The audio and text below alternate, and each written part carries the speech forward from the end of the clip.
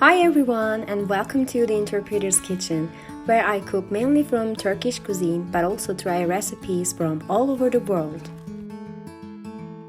I genuinely love that food brings us all together and it doesn't need translation indeed. But I still have some tips and tricks for you if you want to try and cook some delicious Turkish food at home for your family and loved ones. I also have recipes from all over the world because I love trying new things. And I believe trying to cook from different cuisines just contributes to me a lot in many different ways. I really appreciate this platform because this is how I can share what I have in my heart.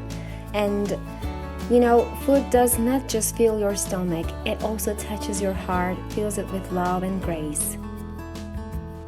I've been in love with food and cooking for as long as I can remember. Now, I would love to have this opportunity to share my passion and experience with you if you would like to come along with me through this delicious journey.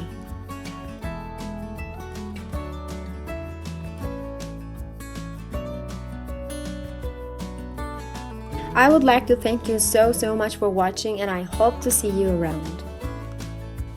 Now you can watch the rest of the video if you want to, so that you can see what kind of food I cook.